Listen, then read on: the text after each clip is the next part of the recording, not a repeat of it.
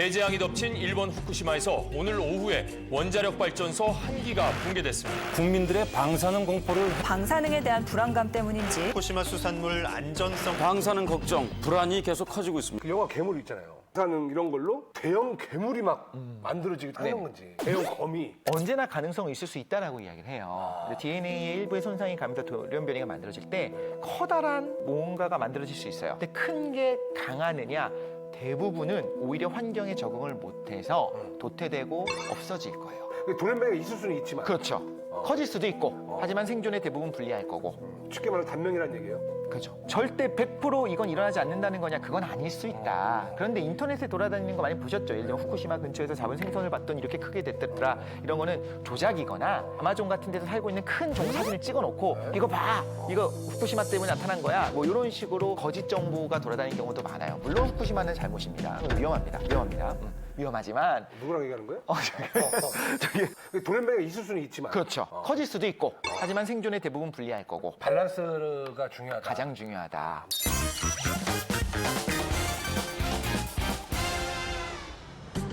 사주팔자는 태어날 때 자연으로부터 받은 음양의 8가지 기운으로 한 인간의 운명을 예측하는 것입니다. 얼굴 생김새가 운명을 결정한다는 관상.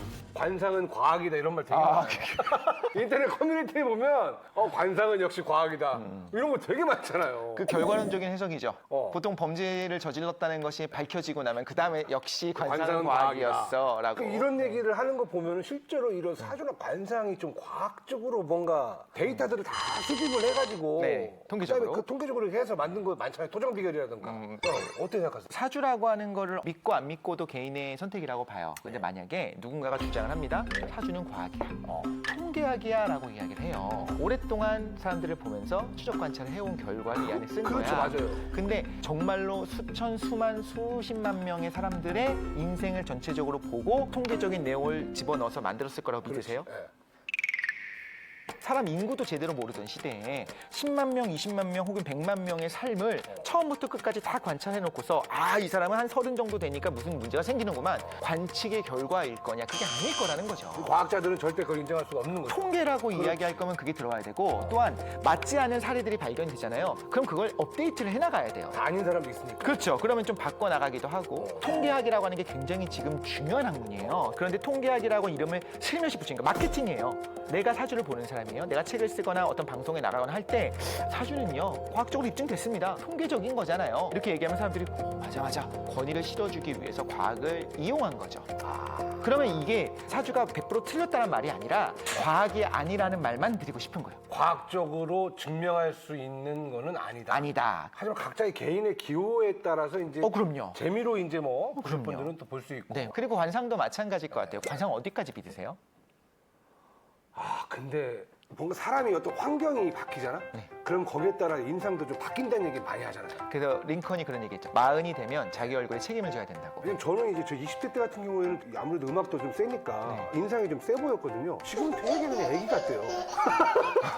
그게 이제 아무래도 사람들한테 많이 또 사랑도 받고 응원도 받으니까. 저는 그 20대 때 음악을 못 들었잖아요. 네. 전 처음부터 귀여웠어요. 진짜로.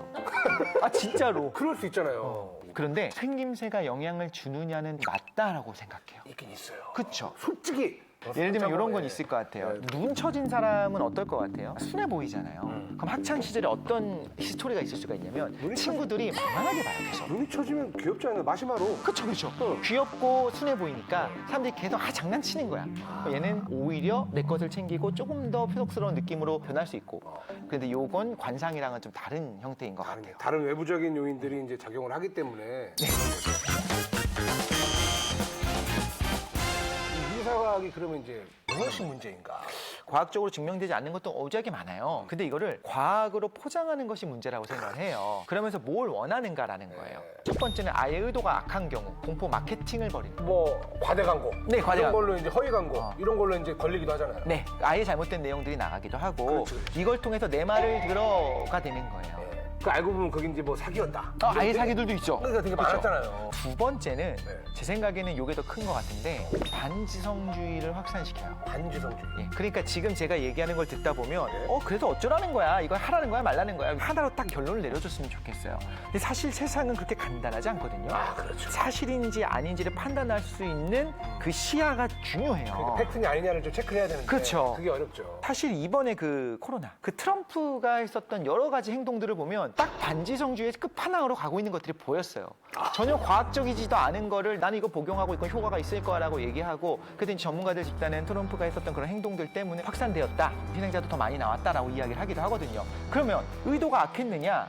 본인은 옳다고 믿었을 수도 있어요. 그러니까 자기 신념에 그죠, 신념에 의한 거예요. 그런데 이런 행동들로 인해서 그러니까 맞나 보다라고 따라가게 되는 경우가 있고, 그게 사회적으로 너무 비용 지출이 큰 거예요. 그래서 우리가 뭘 해야 되냐면 과학적이다라고 얘기할 때 판가름할 수 있는 그 시야를 키우는 게 되게 중요해요. 맞습니다. 그러면 과학이 아닌 것들은 가치가 전부 없나요? 과학이 아닌 건 가치가 없다라고 주장하는 것이 그 대표적인 과학주의예요. 과학만이 가치 있고 다른 학문들은 다 가치가 없다라고 예를 얘기해요. 들어서 이제 UFO 같은 경우도 그래.